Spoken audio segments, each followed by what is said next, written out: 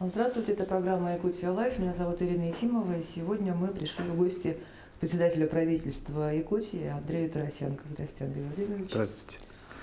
Вы меня удивляете каждый раз выбором чая, потому что в прошлый раз вы пили чай с молоком, прям как якутянин.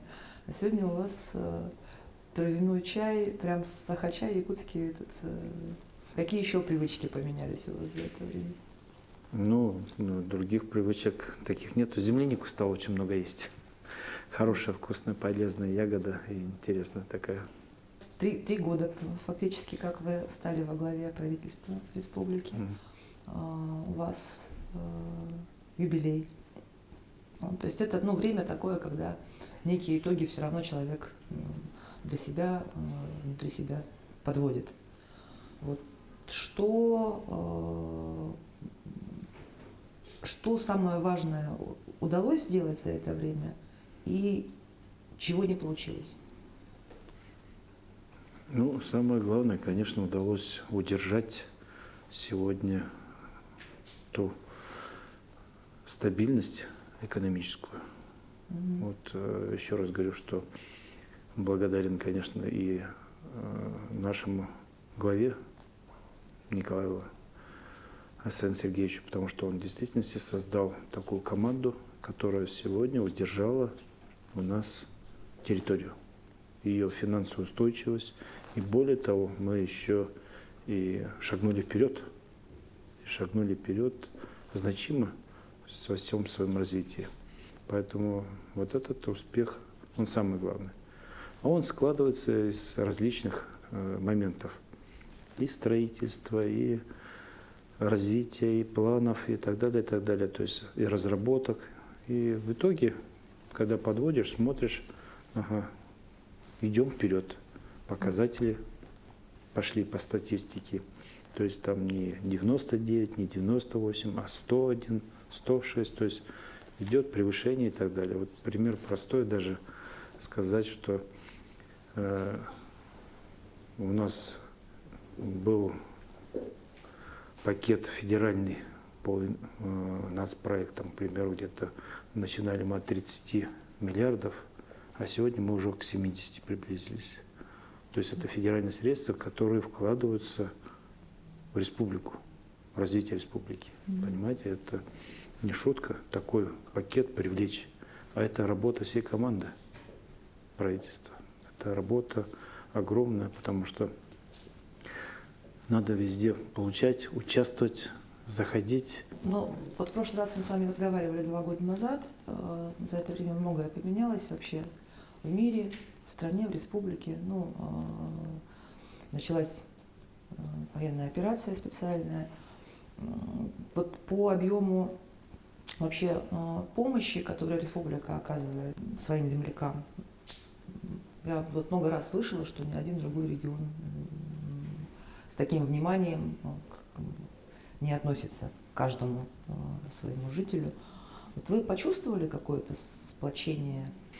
Вы знаете, вообще здесь же очень сплоченный народ и друг друга всегда поддерживают. Даже WhatsApp.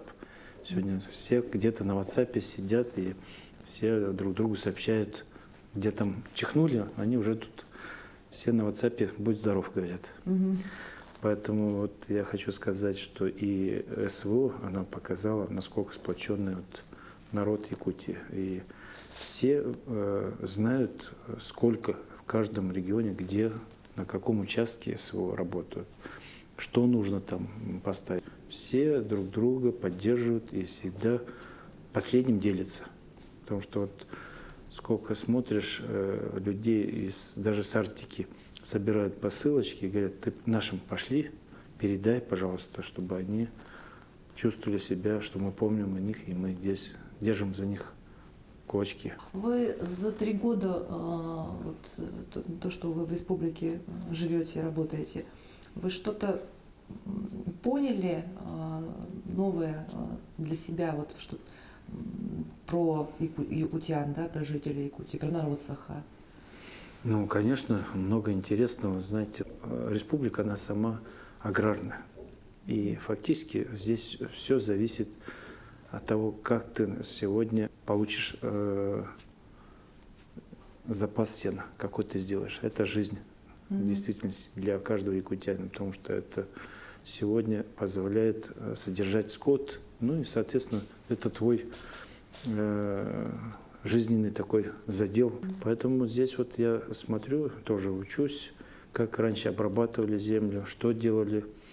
И в действительности приходим к тому, что сегодня надо научиться нам восстановить то, что как раньше делалось. Земля должна обрабатываться, она должна сеяться нашими же культурами. Тогда у нас получается и производительность и молока, и всего остального увеличивается. Потому что мы тогда в действительности кормим достаточно свой КРС и лошадей и так далее, и так далее. Поэтому вот одна из задач, конечно, это растениеводство. Казалось бы, в таких суровых климатических условиях, но можно сегодня выращивать хлеб. Вот я приезжаю в многие районы, берешь хлеб покупной, где сделан он, но из покупного там зерна, который привозной муки и так далее. И когда пробуешь хлеб, который выращен с нуля на земле, вот это совершенно разные вещи. И все это понимают и чувствуют.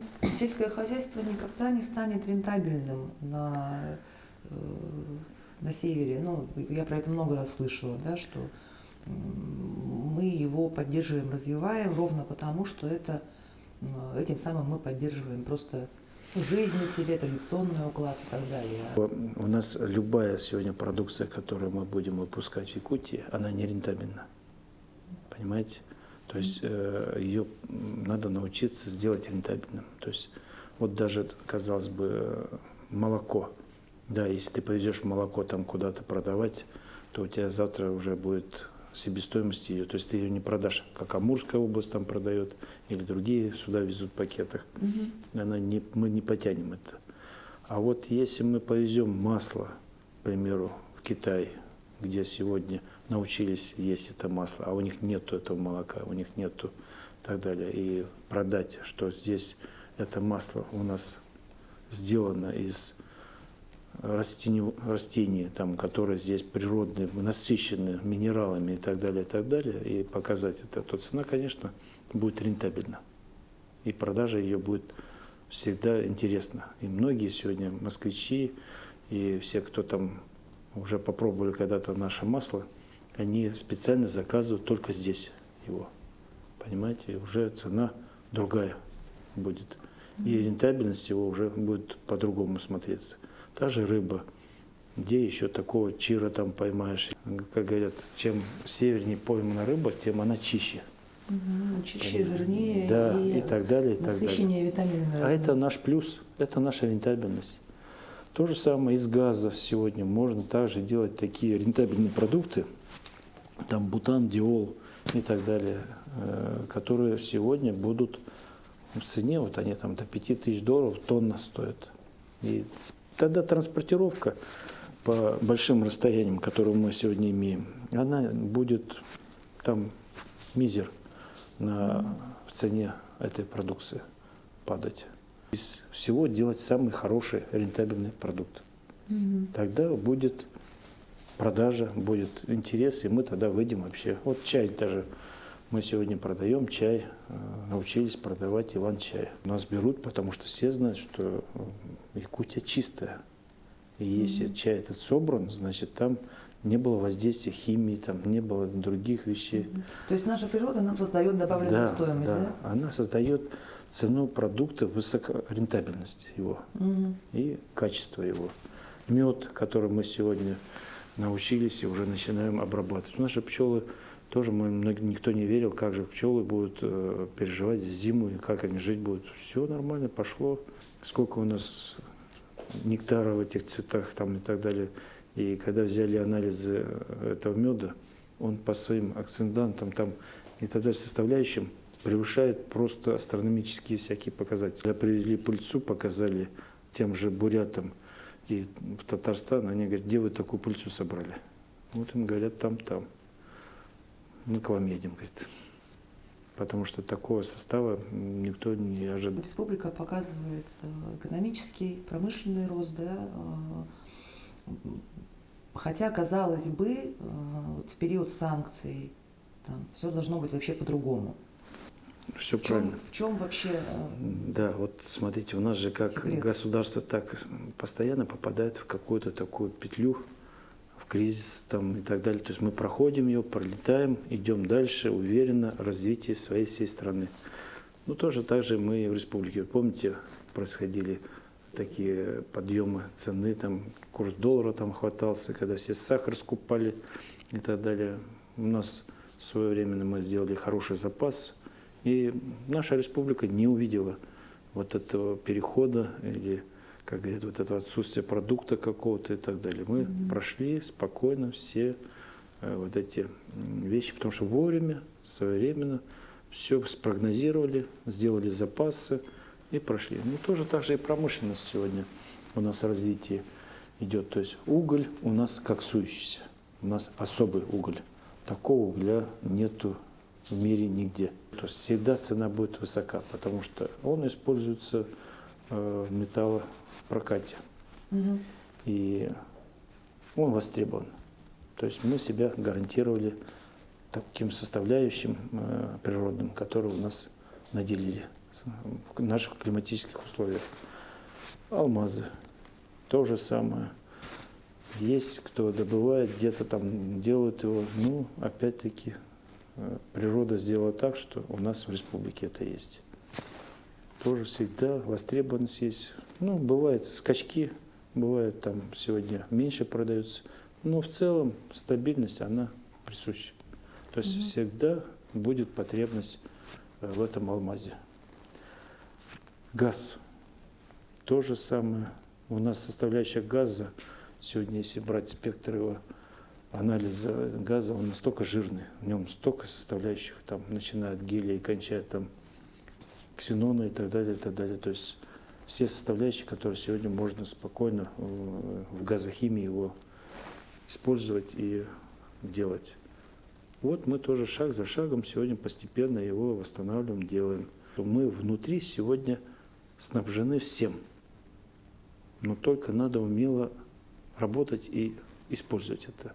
И преобразовывать, не просто там выковыривать из недр, а самим уже научиться его обрабатывать и создавать этот продукт. И вот что мы постепенно это делаем. Соответственно, чтобы развитие такое все шло, конечно, логистика. Важна логистика, которую мы сегодня и выстраиваем, и делаем.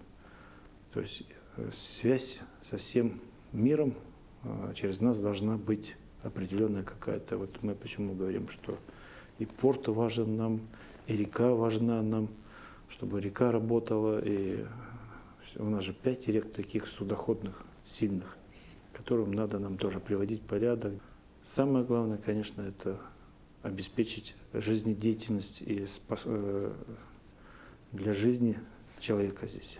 Вот сделаешь, когда и отток нашей молодежи будет уменьшен. Соответственно, у нас появится побольше уже молодежи, которая будет развивать республику. И у нас заработала такая целевая программа по подготовке специалистов прямо уже на предприятия. Кстати, в этом году мне сказали большой заказ от Жатайской судоверфи. Да. Мы с вами в прошлый раз на нее ездили, на эту стройку. Вот, и сейчас уже она приобретает прям такие черты, ну, по крайней мере, это будущий работодатель. Вот как там сейчас дела?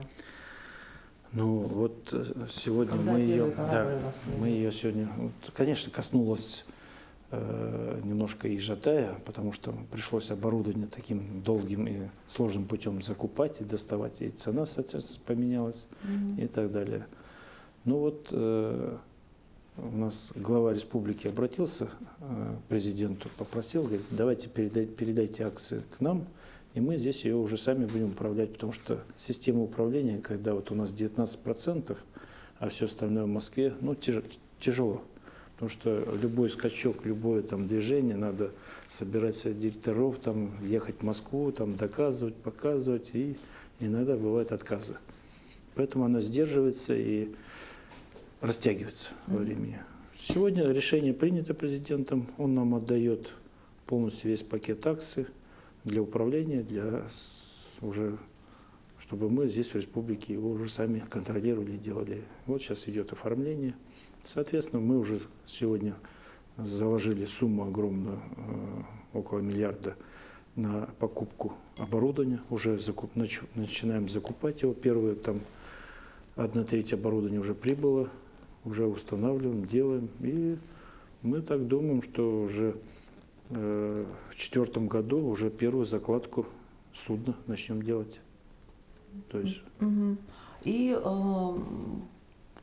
Северный морской путь, вот вы тоже много говорили о том, что когда мы начнем завозить, ну, когда он заработает, когда мы начнем завозить вот эту упростительный северный завоз там и так далее. И вот что там сейчас происходит? Смотрите, сегодня получили распоряжение премьера о том, что сегодня наш порт Тикси стал международным. Соответственно, мы сегодня делаем разбивку глубоководного порта и пассажирского порта, чтобы могли мы пассажиров принимать в одном месте, а в глубоководном, где Найба, делать уже большой хаб перегрузочный. Потому что, вот смотрите, сегодня у нас заработал Северный морской путь, но корабли с той осадкой, которая сегодня есть, там 100 тысяч, там 50 тысячники, они приходят на рейд, и там на рейде разгрузка идет, потому что они не могут зайти к нам.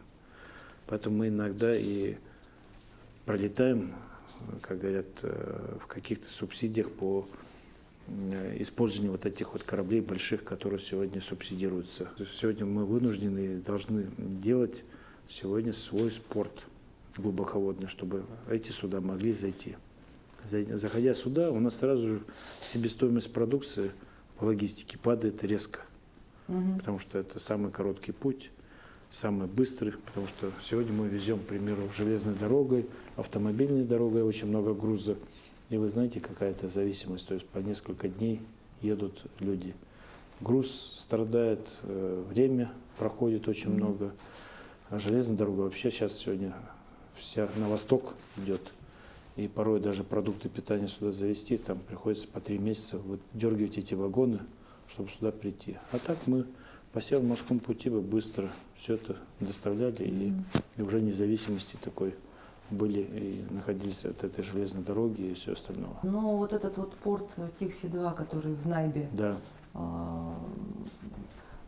Росатом будет его строить? Ну вот сегодня мы уже декларацию получили. Фактически сейчас идет поиск компаньонов, то есть мы смотрим те месторождения, которые сегодня, то есть мы грузовую базу создаем вокруг него, которая позволит сделать расчет для того, чтобы оценить его сегодня затраты и начать проектирование. Потому что важно, чтобы понять, какой груз мы сегодня определяем. Сегодня всех собственников собираем вот эту грузовую базу, показываем им логистику и, получая какой-то уже куш по грузу, мы начинаем уже оценивать, что во что это войдет и так далее. То есть это И, такой вот да, на и перспективу большой Росатом проект. сегодня не отрицает, он готов одним из компаньонов быть, поэтому нам нужен сегодня грузовик обязательно, кто по грузовой базе сегодня даст. До октября 2023 года в Якутске должен быть открыт. Мы с вами также говорили про вообще мусор, про железный мусор, про лом, который у нас в районах скапливается. Вот. И потом начался вот проект «Чистая Арктика». Вот. Как? Железа у нас очень много в Торсерсамета, но опять-таки вот беда в чем всегда? В логистике. То есть те компании, которые сегодня занимаются переплавкой его, им порой невыгодно его тащить, нету на него цены. Смысл какой, что сегодня он не интересен из-за логистики. дороговизны логистики. Вся логистика съедает всю цену на металл этот. Поэтому мы вот и новую схему такую продумаем, чтобы поставить электроплавильные печи или газоплавильные печи. Вот сейчас разрабатываем, делаем с Минпромом у нас, чтобы мы могли делать арматуру из вторсырья или какие-нибудь балки, которые нам нужны в стройке. Для этого мы выбрали уже вот цех, который сегодня делает проект. Этот цех находится, вот мы, может, слышали, управляет этим Евсеев Матвей. У нас цех в районе Жатая, где для Алросы в свое время там ремонтная база была по всей ее грейдерам, эскалаторам, ну, всей технике. Он огромный, большой, он даже больше, чем судоверфь сегодня, грубо говоря, такой. Цеха у него очень хорошие, и фактически расположение там позволит такое сделать литье. Тем более мы впервые попробовали в этом цеху собирать мосты сами. Раньше мы их покупали в Новосибирске, там, Красноярске и везли сюда. Стоимость огромная была, то есть варили там и в разобранном виде сюда все поставляли. А теперь мы сами научились. Но пока нашу логистику невозможно представить без авиации, ну и перевозки гражданские и так далее. Но вот большая реконструкция аэропортов, 14 аэропортов. Вот, как там, все по графику.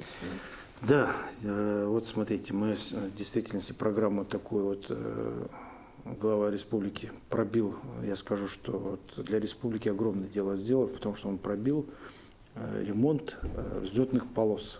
В действительности это, по-моему, вот мы, сколько я уже работаю, не видел, чтобы так масштабно для республики дали вот такие федеральные средства на такую реконструкцию вообще взлетных полос. Потому что там бывает один дают, два, а здесь, представляете, сразу дали на 14 и еще в перспективе еще 8.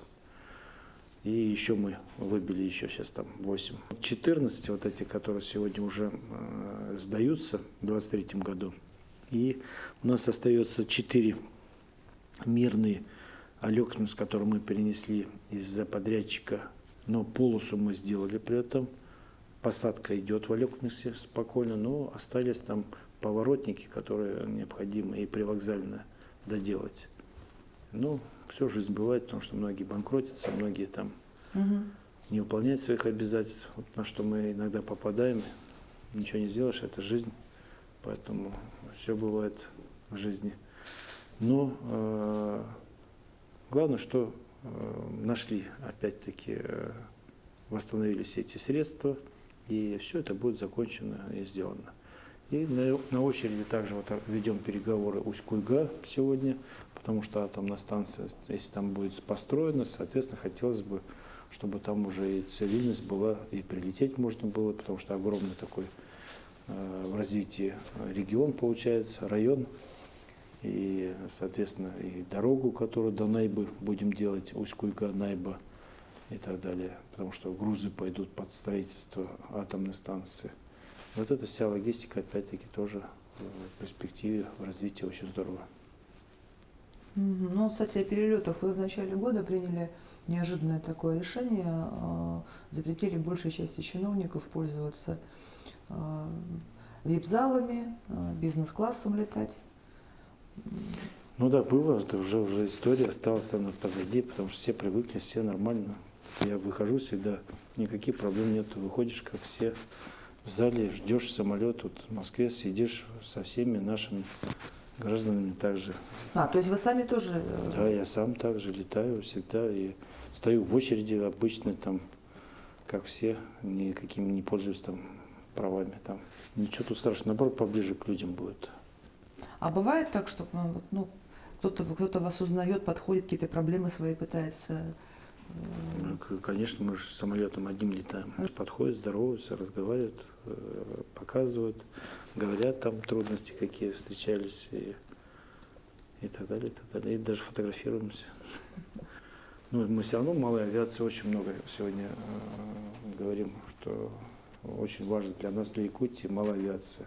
Потому что, вот смотрите, мы поменяли же систему логистики для северного завоза. И очень серьезно поменяли ее. То есть сами сделали ее по-новому, по-другому. И результат сразу налицо. Цены сегодня там в Арктике дешевле, чем в Якутске иногда. Мы все, что можно, всю логистику упростили, сделали. Раньше мы там мешки с картошкой скидывали на парашютах в села и так далее. А сегодня вот уже разрабатываем нормальный беспилотник. Вот он уже испытания проходит во Владимире. И как только первые летные закончатся испытания, мы привозим сюда его, и уже он здесь у нас начинает первые такие полеты. Это 24-й год. А он летит 1000 километров, тонну везет. Вообще изумительно. Поэтому и дирижабль мы не забыли. Он сегодня тоже идет в разработке. И я скажу, что тоже интересен для нас. Это экскурсии хорошие, это тоже перевозки больших грузов, каких-то там вышек и так далее. С тех, говорю, его дорабатывает. Специально под Долгопрудным был построен огромный цех для того, чтобы эти дирижабли были. И мы здесь основной написать технических заданий, то есть это мы делаем эти технические задания, даем. Они планируют в конце 2024 года его уже начинать испытания делать. Поэтому опять наша территория будет здесь получать его. А в чем вот эта вот схема поменялась? Так вот. Поменялось, на пальцах вот, смотрите, поменялось в чем, что мы определили сегодня компанию, которая с государственным пакетом акций, которая занимается непосредственно только завозом продуктов питания. То есть вычленили со всего завоза именно продукты питания и поручили ей, потому что, чтобы возможности мы к ней давали использование Росрезерва страны, где есть поддержанные продукты, которые, скажем, сроки заканчиваются, и мы у них приобретали. Это первая такая составляющая была интересная, она дешевая, и фактически мы покупали продукты питания, которые были там 5 лет назад закуплены, и цена была 5-летней там давности. Этот мы сразу тут же выиграли в обороте этих продуктов и составлении вот этого запаса. То есть мы сразу сделали запас на основании этого, и нам позволило потом проскочить вот эти все пандемии, там скачки курсов и так далее. То есть такой шаг хороший прошел. Приобрели собственные суда, которые начали ходить по Североморскому пути. То есть из Архангельска, даже у нас с юга с Дона мы забирали продукты и везли аж рекой через все реки, Беломорский канал, Северным морским путем. И к нам приходили, заходили в Тикси и наши Колыма и другие реки, привозили вот эти все продукты питания. Это намного дешевле оказалось, чем поездом везти. Ну и самое главное, конечно, мы вот этот опыт, который сегодня можно покупать по межправительственным договорам, мы его использовали. То есть убрали количество посредников, которые там друг другу перепродавали. То есть исключили это. Мы напрямую брали у производителей. Логистические центры, вот глава тоже определил, сказал, давайте создадим нормальные логистические центры, по которым будем накапливать эти продукты. И с них потом второй логистикой скидывать и обеспечить, чтобы постоянно было в Арктике там постоянно было где там картошка, лук и так далее. Мы периодически вот делаем раз в месяц, закидываем, да, потому что имеем центральный склад, а таких сделали 11 логистических центров. Вот сегодня мы построили уже, сейчас еще 5 сдаем. И 11 у нас будет в 2024 году уже полностью. И вся Арктика у нас перекрыта, фактически получается. Вы всю республику успели объездить? Да, всю объездил. У меня еще, конечно, 8-я, еще долг есть такой. Хотя я транзитом там проезжал, но фактически мне надо просто еще с этим районом поработать, чтобы поставить полностью галочку. На машине езжу. Езжу по дороге, к примеру, там поехал, Вилюйскую группу смотрел. Еду по дороге, специально смотрю, как дорога содержится, как правильно, неправильно. Записываем даже километры какие, где там выбоины или еще что-нибудь. Потому что, все надо так посмотреть и иногда взбадривать, кто что-то неправильно делает. Поэтому вот...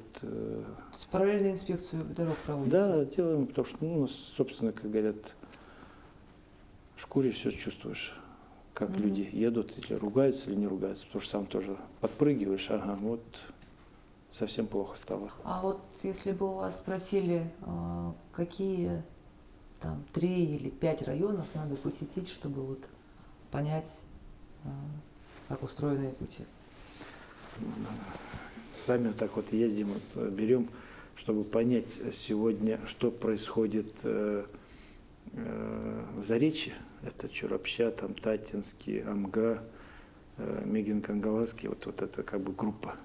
Смотрим, и то они возле друг друга, и то они там разграничения есть. Я говорю о том, что вот Вилюйская группа, надо отдельно съездить, посмотреть, потому что они интересно, то есть у них развитие идет, и другая природа немножко, и другие подходы. Вторая группа вот Заречье, и, соответственно, центральная часть тоже, она своеобразная. То есть все здесь, у каждого есть своя традиция, свой подход. И везде надо, конечно, все время знать и чувствовать, потому что люди везде по-разному привыкли. Вообще за последнее время количество сельхозпредприятий увеличилось, сельхозкооперативов. Вот. Это говорит о том, что все-таки тоже идет развитие, да, сельских хозяйств. Вы знаете, вот, конечно, сегодня, если считать по головам, то да, идет увеличение. Но мы говорим сегодня, удой на голову у нас сегодня очень низкий. 1500 в среднем у нас идет. То есть это говорит, что мы не докармливаем сегодня наш скот. Почему? Потому что кормовая база плохая. А плохая почему? Потому что не занимаемся землей.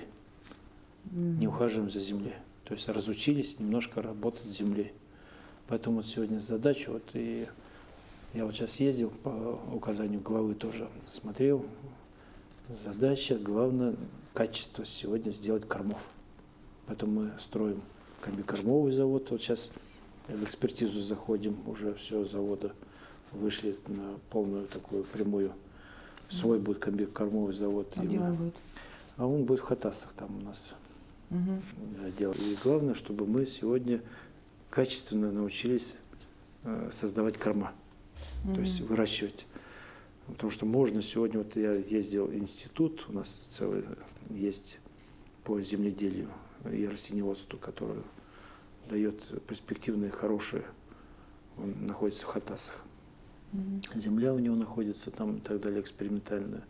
И молодцы, они показывают сегодня хорошие, дают хорошие семена, показывают хорошие результаты по выращиванию. То есть и подсолнух, и кукуруза. Все, то есть можно у нас делать спокойно своими семенами. К примеру, если мы будем сеять рапс, у нас сразу будет и удой хороший, и пчеловодство будет, потому что много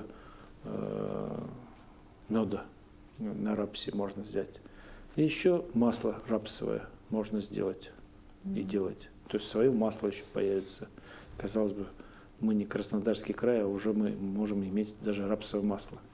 Это ж, когда свое все, хлеб свой, масло свое и так далее, это же приятно, здорово.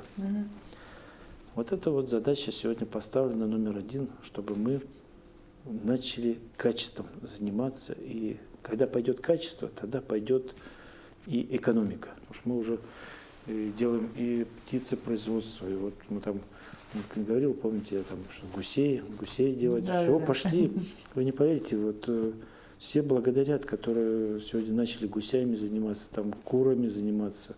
Ну, уже в Арктике куры появились, в Вилюе, у нас везде. То есть все просто счастливы, что свое яйцо, свое хозяйство. Потому что когда проезжаешь двор, когда пустой двор, даже картошки не выращивают, говорит о том, что район бедный. И бедность в людях. А когда есть хозяйство, смотришь, у него уже дом другой, у него уже кирпичный дом, у него уже во дворе там и гуси, там и так далее, и коровы, и все есть. И он по-другому себя чувствует. И молодежь уже привязывается, потому что они видят, что здесь есть жизнь и есть заработок. А когда у тебя даже калитки нету, ничего, о чем говорить можно? Кто тут будет сидеть и жить? Ну, ладно, давайте от сельского хозяйства, от промышленности к культуре перейдем, да. Вот фестиваль Мосустар в третий раз он в марте прошел, вы все-таки у истоков стояли, чуть ли не единые вдохновители его были. Вот.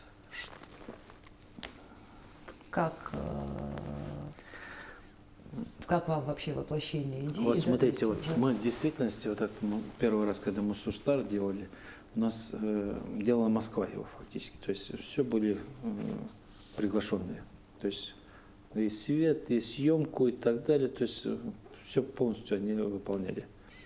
У меня даже НВК там ругалась, что почему, говорит, мы даже по найму работаем. Вторая, мы уже 50% сами делали. Уже ребята все, и детвора, которые уже задействованы было, уже был другой подход и уже другое осмысление всего этого молодежного фестиваля, понимаете? А вот третий раз, когда мы уже проводили, все сами своими руками делали.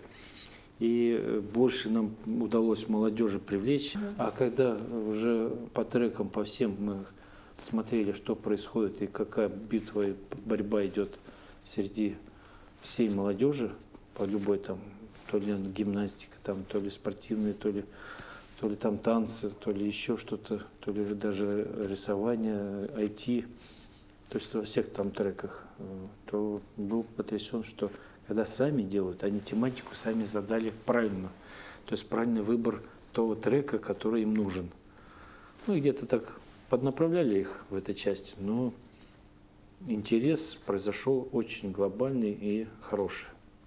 Поэтому считаю, что удалось, и мы заинтересовали молодежь, и теперь все они ждут этого фестиваля, уже готовятся, то есть мы уже начинаем с сентября месяца уже подготовку, не только подготовку, а уже такие предварительные этапы, задаем вот эти тематики, по которым они уже готовят. Ну, при вашем участии проходят многие культурные события. Третьяковка приезжала, галерея зарубежного искусства открыли. Вот, там худрук Русского театра вас благодарит каждый раз за помощь с новой постановкой. Вы развитию культуры помогаете по долгу службы или вы вообще ценитель искусства? Не, вы знаете, жизнь-то она не только в работе. Хочется же что-то иногда прийти, отдохнуть. И прийти вот на спектакль не такой, что вот ты пришел, здесь такая нервная обстановка, и туда пришел, там еще что-то новое показывают, такое, что там выходишь, и волосы еще дыбом больше стоят. А что-то такое классическое? Было, да. А что-то хочется классика, что-то интересное, знаете, даже пускай не классическое будет, но оно должно быть душевное, чтобы ты там заплакал, или ты там почувствовал душой что-то, то есть ты встряхнулся, отдохнул, грубо говоря. Эмоции получил какие-то. Эмоции должны быть всегда. Или пришел в картину, галерею, где-то увидел что-то интересное, что ты был потрясен интересным таким, что наконец-таки увидел и так далее. И вот здорово вот то, что мы по программе, то, что в свое время, ну что говорить, вот, сделано было с помощью главы вот эти все реставрационные центры отремонтированы, галереи наши вот эти все. И красота какая, заходишь сейчас в галерею, представляете, все красиво. Такого, по-моему, ну, в Эрмитаже есть, согласен еще, да, ну вот такого здания и так красиво сделано, это просто По другим регионам поискать еще. Да, поискать надо. Нету такого. С такой коллекцией. Да. И такие картины, которые выставляете и так далее. И, конечно, когда сделано красиво, и картина смотрится. А когда было все пасмурно, не сделано здание и так далее, заходишь, не поймешь, что ты смотришь. Как вы отдыхаете? Вы вот русский театр видят вас там часто, на концерты какие-то? Беру, хожу, иногда заставляю себя, а так боишься иногда, чтобы не заснуть. Бывает такое, да, потому что прилетишь с Москвы, и там еще ж переход по времени, чтобы, если там где-то какой-то спектакль такой нудный, то, конечно, можно заснуть. Поэтому выбираю, чтобы себя взбадривать, и надо ходить. А иногда хорошие такие вещи, картины показывают, что ты душой отдыхаешь, эмоции у тебя появляются, при восторге, как надо же поставили. Мне больше всего нравится наш виртуозы Якутии. Вот на них ходить можно сколько угодно, бесконечно, потому что играют, и с той душой, которой они играют, и как они отдаются этой игре, это просто удивляешься, потому что каждый из них улыбается, и каждый прямо играет как будто для себя. А кино якутское смотрите?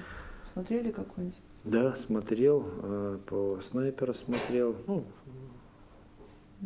смотрю, приглашают, смотрю, обязательно смотрю. Вот как бы вы охарактеризовали вообще команду Айсена Николаева? То есть, ну, вы, безусловно, ее часть. Вот какие самые, ну, вот, какие самые главные характеристики вот команды главы? Тем более, что вы сюда пришли, команда уже была сформирована, да, в какой-то степени. Я скажу, знаете, команда, он всегда, то есть глава, который становится, он сам подбирает команду, потому что вот его черты важны всегда. Вот он сам, смотрите, он сам стратег, он сам физик, то есть он закончил физмат. Физический факультет Московского университета. Конечно, бывает там в команде кто-то там медленно работает, кто-то быстро работает и так далее. Но конечность все равно идет в связке. То есть, соответственно, это висит там, скажем, на моих там плечах, чтобы вот эти все связки работали и приходили одновременно. К этой цели. Чтобы пазл складывался, да? То есть он закидывает идею, закидывает цель, дает, и по этим блокам распределяет всем. И мы двигаемся. И главное, чтобы одновременно, чтобы без отставания и так далее. И вот это, если все выполняется, то результат очень хороший. Если кто-то отстает, плохо бывает. Но стараемся, чтобы все на финишной линии приходили вовремя.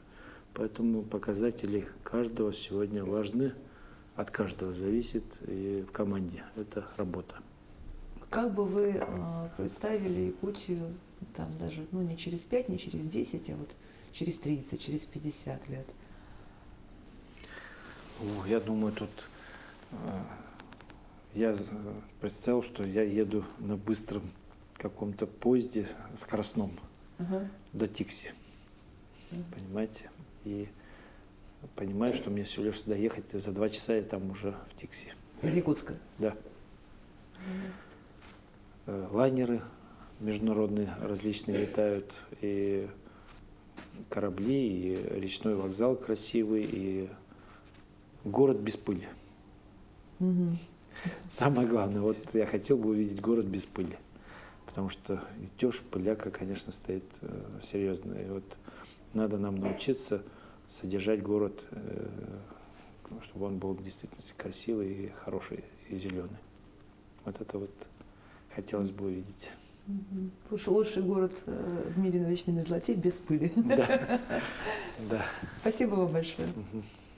Это была программа «Якутия Лайф». Меня зовут Ирина Ефимова. Смотрите нас по будням в 19:15. Расскажем, чем живет Якутия.